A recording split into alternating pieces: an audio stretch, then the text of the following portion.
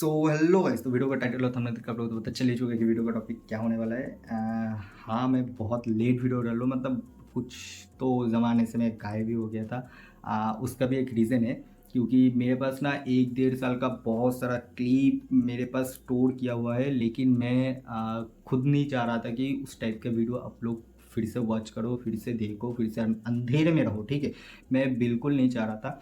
तो main point है कि जो सच है वही मैं अब कंटिन्यू करूँगा। जो लोग इस साउंड के फील्ड में आना चाहते हैं, जो लोग आ चुके हैं, उन लोगों को जानना ज़रूरी है कि मार्केट में चल क्या रहा है। तो हाँ, इसीलिए कुछ हेटर्स भी मिलेंगे, लेकिन उनको साइड में रखते हैं। तो आप लोगों को जानना बहुत ज़रूरी है। तो भाई को पहले जैसे सपोर्ट किया करते थे वैसे ही सपोर्ट करो। भाई तुम्हारा सच बता के जाएगा, क्योंकि मैं नहीं बोलूँगा तो कुछ दिन बाद और कोई आएगा फील्ड में आके बता के जाएगा। उससे अच्छा है कि मैं ही बता दूँ। लेकिन ये वीडियो उस बारे में नहीं है, वो वीडियो आएगा, मतलब कुछ दिन में आ ही जाएगा। लेकिन ये वीडियो इस एम्पलीफायर के ऊपर है, जो कि हमारे यहाँ पे ही रहता है। मेरा जान पहचान का एक बंदा वो बोल रहा था कि भाई मुझे एक एम्पलीफायर चाहिए। मोटा मोटा सुन लो, हमारे इंडिया में ना एक दिक्कत आता है कि मुझे भाई बजट में एक बढ़िया सा एम्पलीफायर चाहिए। तो सच्ची बात ये है कि बजट में बढ़िया एम्पलीफायर नहीं मिलता भाई। दो चॉइस मिलता है आपका बजट में।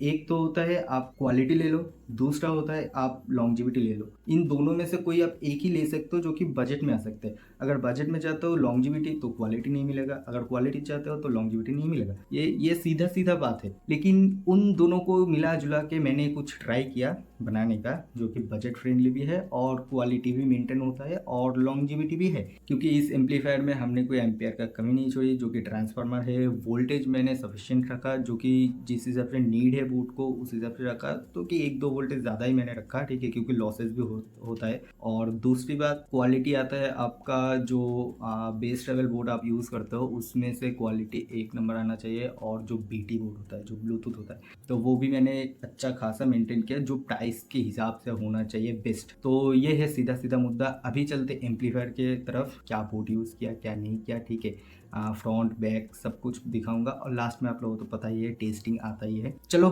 वीडियो को शुरू करते हैं।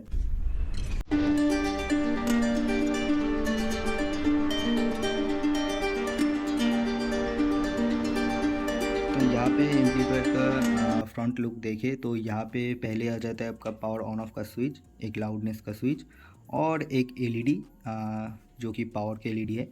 और यहाँ पे आ जाता है आपका बेस, ट्रैवल एंड बैलेंस के लिए एक ऑप्शन, क्योंकि ये एक स्टीरियो एम्पलीफायर इसलिए।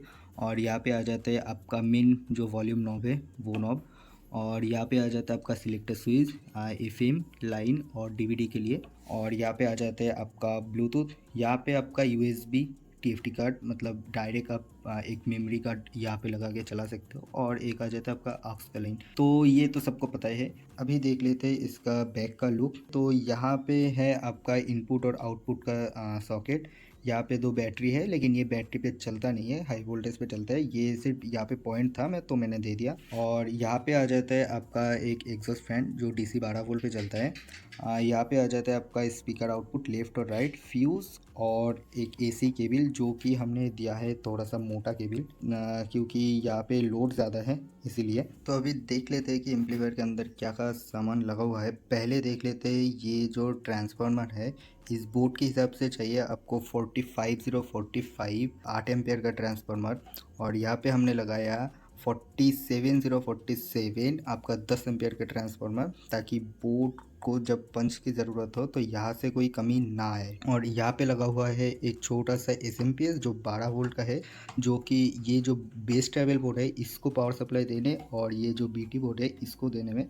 तो यहाँ पे हम छोटा ट्रांसफार्मर यूज़ कर सकते थे, लेकिन उसमें हमिंग आने का चांसेस ज़्यादा रहता है, तो इसीलिए हमने एक एसएमपीएस यूज़ किया, ताकि यहाँ से कोई नॉइज़ हम लोगों को डिस्टर्बिंग ना करे। और यहाँ से हमने 0 का सप्लाई लिया, जो कि पीछे का पंखे के लिए है, वो चलता है। तो ये था अंदर का साइड। और यहाँ पे आ जाते हैं हम बोर्ड में। तो बोर्ड में आप देख सकते हो 5200 और 1943 का जो पेयर होता है वो यहाँ पे लगा हुआ है। तो यहाँ पे 200 वाट और यहाँ पे 200 वाट, टोटल आपका आ जाता है 400 वाट का ये कंप्लीट बोर्ड, जो कि नीट 400 वाट ही आपको आउटपुट देगा, उससे कम नहीं देगा। अगर आप ओम्स मैच करके चलाओगे तो इससे थोड़ा ज़्यादा आउटपुट आउटपुट आप ले सकते हो। और अभी मैं इन सब कनेक्शन नहीं दिखा रहा हूँ, क्योंकि ये मैं बहुत पहले दिखाता था कि कैसे क्या कनेक्शन होता है। और अभी तो यूट्यूब में ऐसा ऐसा वीडियो है कि आपको हर चीज़ का कनेक्शन आपको दिख जाएगा, और छोटा मोटा नॉलेज सभी को होता है कि इसमें क्या क्या कनेक्शन करना है। तो इसलिए वीडियो ज़्यादा लंबा ना हो, इसलिए मैं कनेक्शन नहीं दिखाता।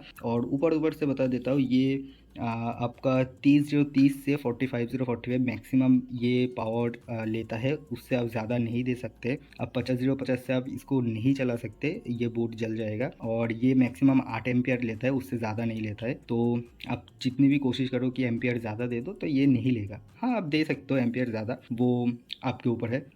ट्रांसफार्मर थोड़ा सा हीट कम होता है, एम्पियर आप ज़्यादा लगाते हो ट्रांसफार्मर का, लॉन्जिविटी बढ़ जाता है इसका।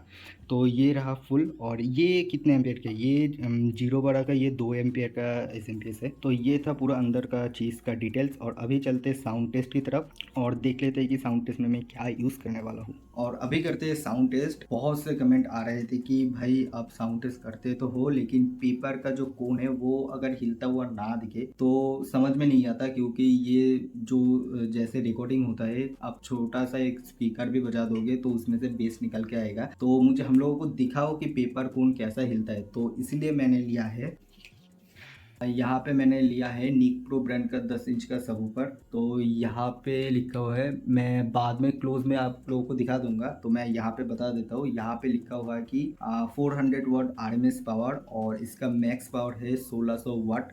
तो और ये 40 से आपका 16K तक का जो फ्रीक्वेंसी है उसमें काम करता है, और ये 4 ohms में है। ठीक है, तो चलो यहाँ पे देखते हैं साउंड टेस्ट। अभी एम्पलीफायर में लगाते हैं और देखते हैं कि इसका नहीं देखना है, देखना है कि एम्पलीफायर कितना आउटपुट दे रहा है, वो देखना है।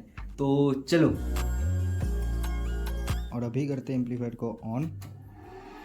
शायद आप लोगों को साउंड आ रहा है कि जो पीछे का फ़ैन है वो चलने लगा है। कुछ गाना वगैरह प्ले कर लेते हैं। तो अभी ऐसा गाना बजाता है, क्योंकि ये सबवूफर है तो इसको सही तरीके से ये पेपर कोन को अप डाउन कर सके। तो यहाँ पे मैं जो ये बेस है मैं इसको ना फुल कर रहा हूँ, और जो ट्रैवल है उसको मैं बंद कर रहा हूँ, और बैलेंस को बीच में ही रखते हैं, कोई दिक्कत नहीं है।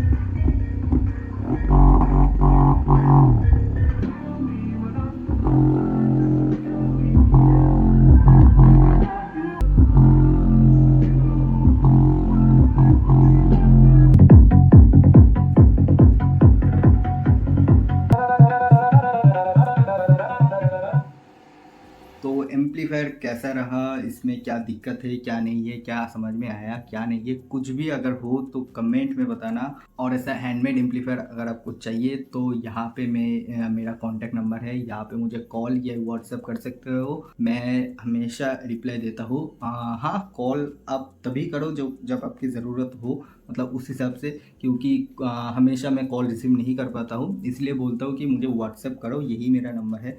और इन फ्यूचर इस टाइप के वीडियो चैनल पे आता रहेगा, तो इसीलिए चैनल को सब्सक्राइब करो और बेल आइकन प्रेस कर दो, तो कि मैं नया वीडियो डालूँ तो आप लोगों को पता चल जाए। तो तब तक के लिए चलता हूँ दोस्तों, दुआ में याद रखना।